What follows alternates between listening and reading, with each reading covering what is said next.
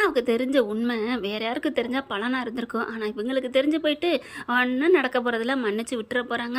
அதுக்கு பேசாமல் பருத்தி மூட்டை குடம்லே இருந்திருக்கலாம் அப்படின்னு நீங்கள் நினச்சிங்கன்னா கமெண்ட்ஸில் மீனா ஒரு மக்கு அப்படின்னு கமெண்ட்ஸில் தெரிவிச்சிருங்க. ஃப்ரெண்ட்ஸ் வாங்க இப்போ நம்ம வீடியோக்குள்ளே போகலாம். இனிய உறவுகளே சிறையடிக்க ஆசையில் செம்ம டுஸ்ட்டுங்க.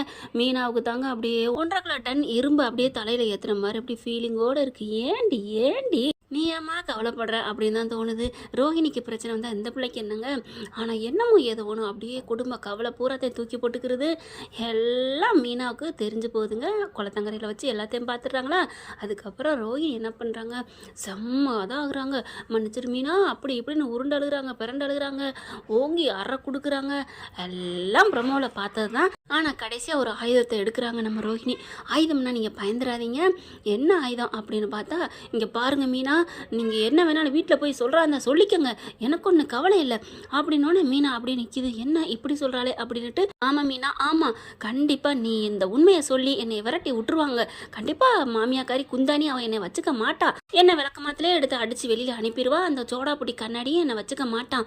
ஆனால் அப்படி வந்ததுக்கப்புறம் என் வாழ்க்கை போச்சு அப்படிங்கிற பாவத்திலையும் கோபத்திலையும் சோகத்தில் நான் என்ன பண்ணுவேன் தெரியுமா அப்படின்னு ரோஹிணி சொன்னோன்னே மீனா அப்படியே அதிர்ச்சி ஆகிறாங்க. என்ன பண்ணுவேன், என்னை ஏதாவது பண்ணுவியா, என்ன பண்ணுவியா, என்ன மீனா உங்களையும் நான் பண்ண போகிறேன், என்ன அப்புறம் என்ன பண்ண போறீங்க அப்படின்னு மீனா கேட்க, நீ நினச்சிட்டு இருக்கியே இந்த கிறிஷு உயிர்னு சொல்லிக்கிட்டு இருக்கீல, அந்த உயிரை நான் எடுத்துருவேன் அப்படின்னு தூக்கி வாரி போடுது. அடிப்பாவி அப்படின்னு சொல்லிட்டு, ஆமாம் நீ ஏதாவது பண்ணுன, நீ வீட்டில் போய் சொன்னேன்னு வச்சுக்கையேன், கண்டிப்பாக நான் வந்து கிறிஷை ஏதாவது பண்ணிடுவேன். நான் பிள்ளைன்னா பார்க்க மாட்டேன், மனோஜுக்காண்டி என்னோட வாழ்க்கைக்காண்டி நான் என்ன வேணாலும் பண்ணுவேன், எந்த ரேஞ்சுக்கு வேணாலும் போவேன் அப்படின்னு சொல்கிறத கேட்டுட்டு ரோஹிணியோட அம்மா ஆடி போகிறாங்க.